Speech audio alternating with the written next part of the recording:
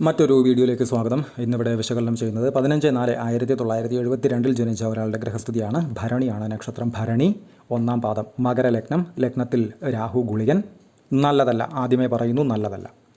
2 ശൂന്യം, 3-ൽ ബുധൻ, 4-ൽ ചന്ദ്രൻ സൂര്യൻ, 5-ൽ ശുക്രൻ കുജൻ ശനി, 6 ശൂന്യം, 7-ൽ വിവാഹസ്ഥാനത്ത് കേതു, നല്ലതല്ല. 8, 9, 10, 11 ഭാവങ്ങൾ ശൂന്യം, 12-ൽ വ്യാഴം. ഇതാണ് ഇദ്ദേഹത്തിൻ്റെ ഗ്രഹസ്ഥിതി. ഈ ഗ്രഹനില പരിശോധിക്കുന്ന സമയത്ത് ആദ്യമേ പറഞ്ഞു, രാഹു ഗുളികൻ ലഗ്നത്തിൽ നിൽക്കുന്നു, ഒട്ടും നല്ലതല്ല.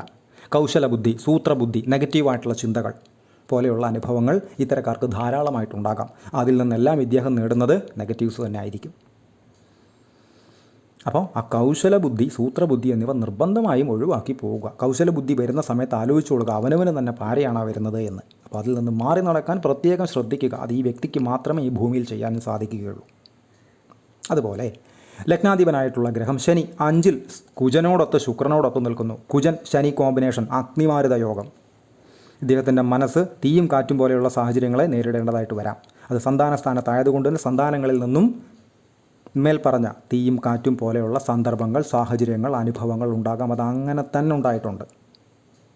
അത് അതേപോലെ തന്നെ ഉണ്ടായിട്ടുണ്ട്. അത് ആ വ്യക്തിയെ നല്ല രീതിയിൽ നെഗറ്റീവായി ബാധിച്ചിട്ടുമുണ്ട്. അതുപോലെ ഇദ്ദേഹത്തിൻ്റെ ലഗ്നാൽ 7-ൽ കേതു. ഒരുപാട് ഗ്രഹനിലകൾ വീഡിയോ ചെയ്യുന്ന സമയത്ത് ഞാൻ മുമ്പും ധാരാളം തവണ പറഞ്ഞിട്ടുള്ളതാണ്. ലഗ്നാൽ 7-ൽ വിവാഹസ്ഥാനത്ത് കേതു രാഹു ഒക്കെ വന്നു കഴിഞ്ഞാൽ വളരെയധികം ശ്രദ്ധിക്കുക. ചേരുന്ന ഗ്രഹനിലകൾ എടുക്കുക. അതല്ലെങ്കിൽ അതുകൊണ്ട് കൈ പൊള്ളും. ഇവിടെ ഇദ്ദേഹത്തിന് കൈ പൊള്ളിയിട്ടുണ്ട്. ലഗ്നാൽ 7-ൽ കേതു നിൽക്കുമ്പോൾ അവിടേക്ക് രാഹുവിൻ്റെ സ്വാഭാവിക ദൃഷ്ടി വരും. ഇവിടെ രാഹു എന്ന് പറയുന്നത് ഏറ്റവും മാരകനായിട്ടുള്ള ഗുളികനോടൊപ്പം നിൽക്കുന്ന രാഹുവാണ്. പവർ കൂടും, നെഗറ്റിവിറ്റി കൂടും.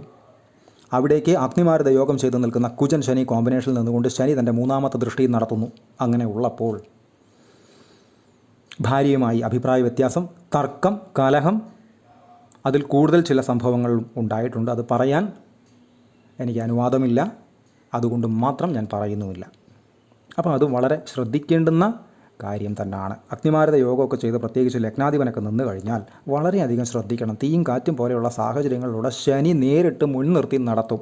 അപ്പോൾ ഇത്തരക്കാർ പൊതുവേ ആദ്യം ചിന്തിക്കേണ്ടത് സാത്വികമായിട്ടുള്ള കാര്യങ്ങളെ ചിന്തിക്കുകയുള്ളൂ, പറയുകയുള്ളൂ, പ്രവർത്തിക്കുകയുള്ളൂ എന്ന് എഴുതി ഒപ്പിടുക സ്വയം.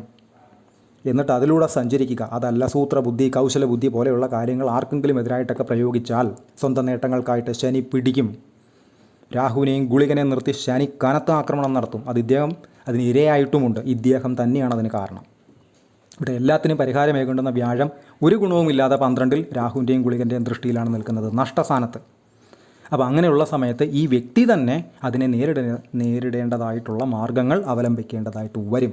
അത് വന്നില്ല എങ്കിൽ ബുദ്ധിമുട്ടാണ്. അത് അദ്ദേഹം ബുദ്ധിമുട്ടിയിട്ടുമുണ്ട്. അതുപോലെ തന്നെ കുജൻ നിൽക്കുന്ന രാശിയിൽ നിന്ന് 4-ലേക്ക് എന്ന് വെച്ചാൽ ലഗ്നാൽ 8-ലേക്ക്, അഷ്ടമസ്ഥാനത്തേക്ക്, ആയുർസ്ഥാനത്തേക്ക് ദൃഷ്ടി ചെയ്യുന്നു. ഇദ്ദേഹത്തിന് സർജറി പോലെയുള്ള കാര്യങ്ങൾ ഉണ്ടാകാനുള്ള സാധ്യത വളരെ കൂടുതലാണ്. അതുണ്ടായിട്ടുമുണ്ട്. വ്യാഴത്തിൻ്റെ ദൃഷ്ടി ഉള്ളത് കൊണ്ട് പേടിപ്പിക്കും, ഭയക്കേണ്ടതില്ല. ഇതാണ് ഇദ്ദേഹത്തിൻ്റെ ആരോഗ്യ സംബന്ധമായിട്ട് ബുദ്ധിമുട്ടുകളുള്ള ആളാണ്. അത് രാഹു ഗുളികനൊക്കെ ലഗ്നത്തിൽ നിന്ന് കഴിഞ്ഞാൽ അത്തരക്കാർക്ക് പൊതുവേ എന്തെങ്കിലുമൊക്കെ ബുദ്ധിമുട്ടുകൾ ആരോഗ്യ സംബന്ധമായിട്ട് ഉണ്ടാകാനുള്ള സാധ്യത വളരെ വളരെ കൂടുതലാണ്. അതൊന്നുമല്ല എങ്കിൽ ഒരു അലർജി എങ്കിലും സ്ഥിരമായിട്ടോ ഇടവിട്ടോ ഉണ്ടാകാം. അപ്പോൾ അതിന് വേണ്ടുന്നൊക്കെ പരിഹാരങ്ങൾ കൃത്യമായിട്ട് ലഗ്നത്തിലൊക്കെ രാഹു ഗുളികനൊക്കെ നിന്ന് കഴിഞ്ഞാൽ കണിശമായും നേരത്തെ കൂട്ടി 72 ഗ്രഹനില ഡേറ്റ് ഓഫ് ബർത്ത്. അപ്പോൾ നേരത്തെ കൂട്ടി തന്നെ പരിഹാരം എടുത്ത് പോകേണ്ടുന്ന പാറ്റേണിൽ പെടുന്ന ഒരു ഗ്രഹനില തന്നെയാണിത് 100%. പക്ഷേ അതൊന്നും ചെയ്തിട്ടില്ലാത്തത് കൊണ്ട് അതിൻ്റേതായിട്ടുള്ള സന്താനങ്ങളെ കൊണ്ടും ഭാര്യയെ കൊണ്ടും അസുഖങ്ങളെ കൊണ്ടും ഒക്കെ അതിൻ്റേതായിട്ടുള്ള നെഗറ്റീവ്സ് കൃത്യമായിട്ട് ഇദ്ദേഹത്തിന് അനുഭവിക്കേണ്ടതായിട്ട് വന്നു. മാത്രവുമല്ല ഭാഗ്യസ്ഥാനത്തേക്ക് രാഹു, ഗുളികനോടൊപ്പം നിൽക്കുന്ന രാഹുവിൻ്റെ 9-ാമത്തെ ദൃഷ്ടിയുണ്ട്.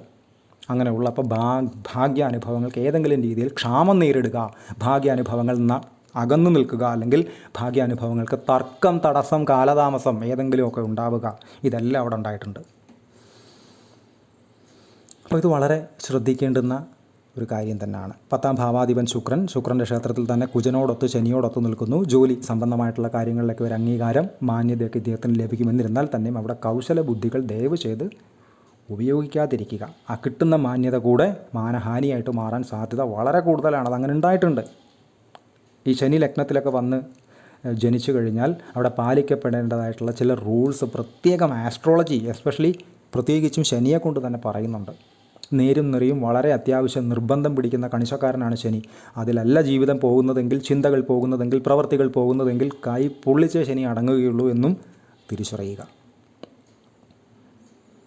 ഇദ്ദേഹത്തിൻ്റെ ഭരണിയാണ് നക്ഷത്രം. ദശകൾ എടുത്തു കഴിഞ്ഞാൽ ശുക്രദശയിൽ ജനിച്ചു.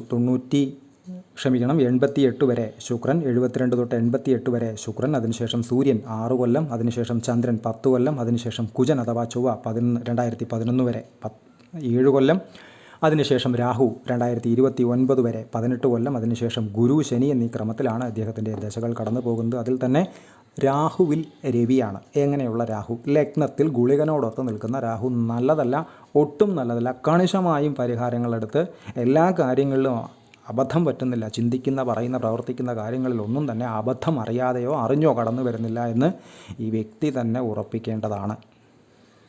സൂര്യൻ ഗുണം ചെയ്യും. 4-ൽ ഉച്ചനാണ്, വർഗോത്തമം ചെയ്തു നിൽക്കുന്നു. വ്യാഴത്തിൻ്റെ ദൃഷ്ടിയുണ്ട്. വ്യാഴത്തിൻ്റെ ദൃഷ്ടി എന്ന് പറയുമ്പം രാഹുവിൻ്റെയും ഗുളികൻ്റെയും പിടുത്തം, ദൃഷ്ടി കഴിഞ്ഞിട്ടുള്ള ഫലം വ്യാഴം അവിടെ ചെയ്തു കഴിഞ്ഞാൽ അത് നല്ലത് തന്നെയാണ്. പക്ഷേ രാഹു ഗുളികനോടൊത്ത് നിൽക്കുന്നത് കൊണ്ട് എല്ലാ കാര്യങ്ങളിലും, പ്രത്യേകിച്ച് ചിന്തിക്കുന്ന കാര്യങ്ങളിൽ അബദ്ധങ്ങൾ പിണയുന്നില്ല എന്ന് പ്രത്യേകം ഉറപ്പുവരുത്തുക.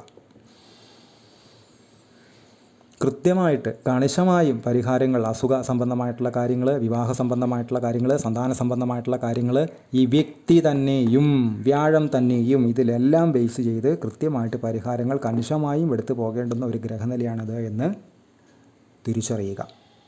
കൺസൾട്ടേഷൻ ആവശ്യമുള്ള ആളുകൾക്ക് ഈ നമ്പറിൽ കോൺടാക്റ്റ് ചെയ്യാവുന്നതാണ്. കോൺടാക്ട് ഡീറ്റെയിൽസ് ഡിസ്ക്രിപ്ഷനിൽ കൊടുത്തിട്ടുണ്ട്. ഇത്തരം വീഡിയോസ് ഇനിയും തുടരും. നന്ദി.